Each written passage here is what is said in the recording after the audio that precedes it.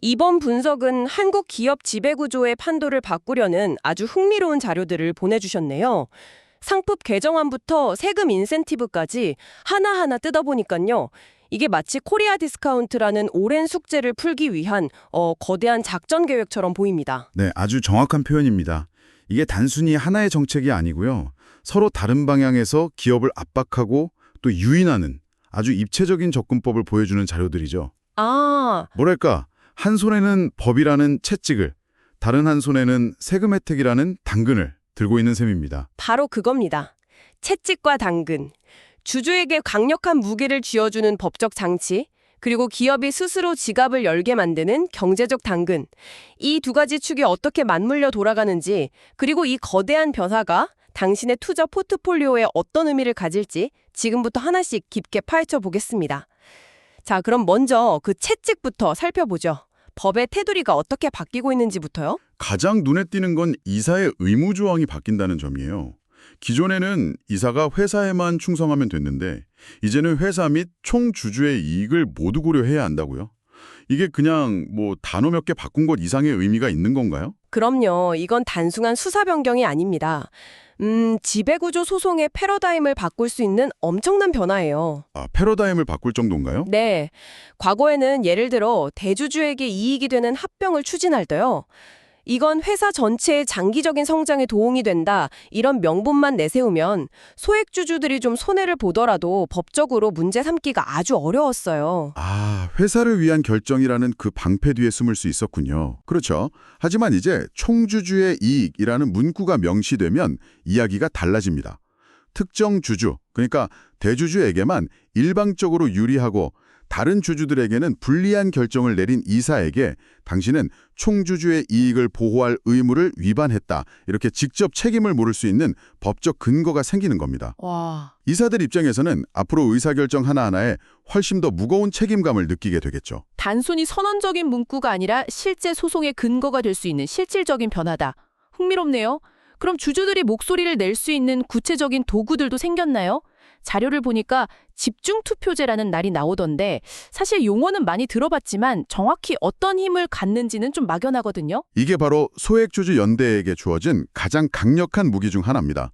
제가 아주 쉽게 설명해 드릴게요. 네네. 당신이 어떤 회사 주식 10주를 가지고 있고 이번 주주총회에서 이사 3명을 뽑는다고 가정해보죠. 네. 예전 같으면 이사 후보 A, B, C에게 각각 10표씩만 행사할 수 있었어요.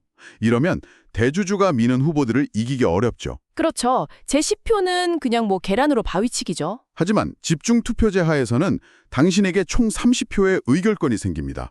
10주 곱하기 3명이니까요. 30표요? 네. 그리고 이 30표를 당신 마음대로 배분할 수 있어요. 예를 들어 나는 다른 후보는 다 필요 없고 소액주주를 대변하는 D 후보가 꼭 이사회에 들어가야겠다고 생각하면 그 D 후보에게 30표 전부를 몰아줄 수 있는 겁니다. 아, 제일 모든 힘을 한 곳에 집중할 수 있게 되는군요. 이건 단순한 산수가 아니라 힘의 균형을 바꾸는 게임의 규칙이네요. 정확합니다. 이건 권력 이동에 관한 이야기입니다. 처음으로 5%든 10%든 지분을 모은 소액주주 연대가 자신들의 이해관계를 대변할 이사 한 명을 이사회에 보낼 수 있는 현실적인, 수학적인 가능성이 열린 거죠. 와.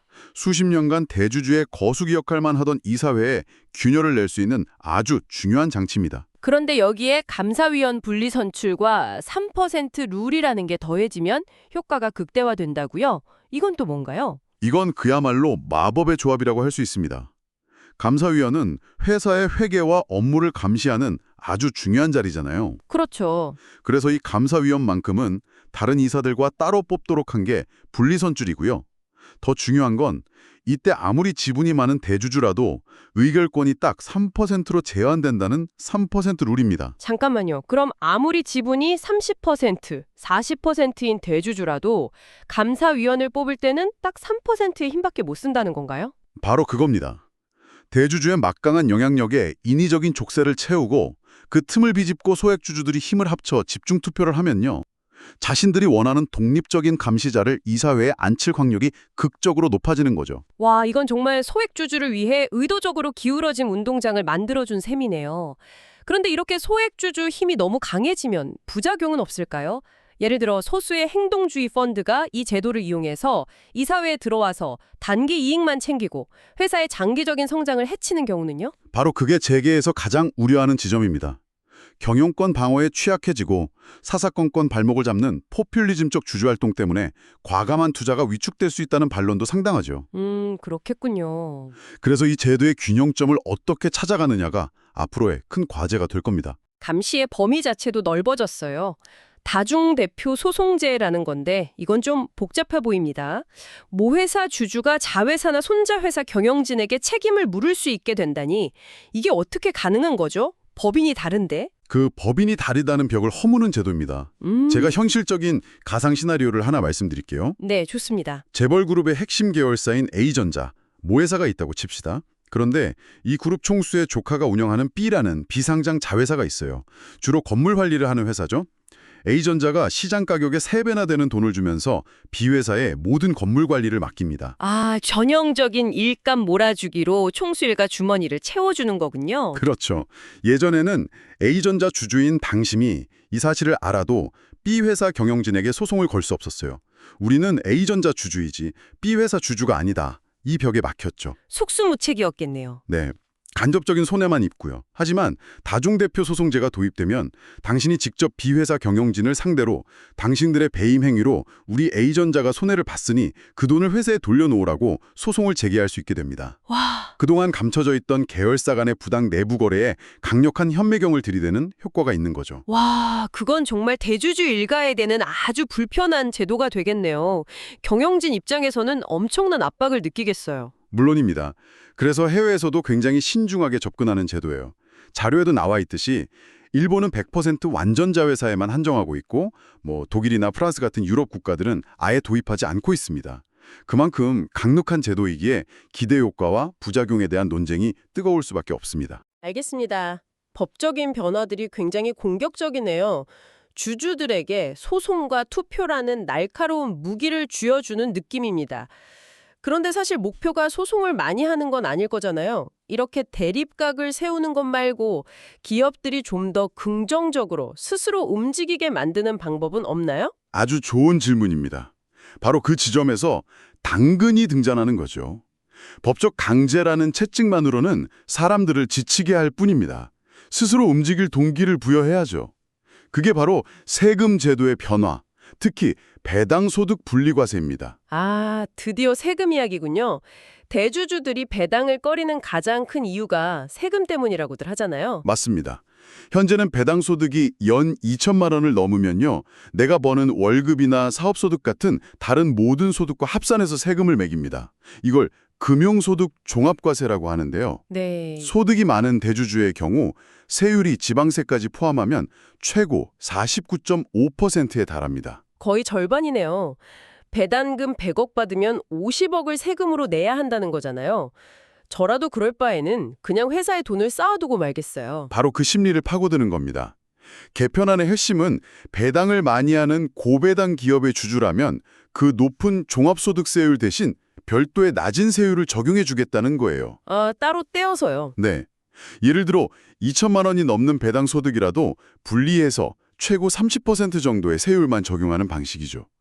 배당을 하면 세금을 확실히 깎아줄 테니 창고에 쌓아둔 돈 좀 주주들에게 풀어라 라는 아주 명확한 신호를 보내는 겁니다. 목적은 정말 명확하고 좋아 보이는데 벌써부터 비판의 목소리가 들리는 것 같아요. 이거 결국 가장 돈 많은 사람들 세금 깎아주는 부자 감세 아니냐 하는 비판이요. 실제로 배당 소득은 누가 많이 받나요? 관련 데이터가 있나요? 그게 바로 이 정책의 가장 큰 딜레마입니다. 보내주신 자료에도 통계가 있죠. 우리나라 전체 배당 소득의 약 47%가 소득 상위 0.1%에게 돌아갑니다. 47%나요? 네. 이 제도의 혜택을 직접적으로 받는 투자자도 전체의 2%에 불과할 거라는 분석도 있고요. 기획재정부 스스로도 연간 수천억 원의 세수가 줄어들 거라고 예상하고 있습니다.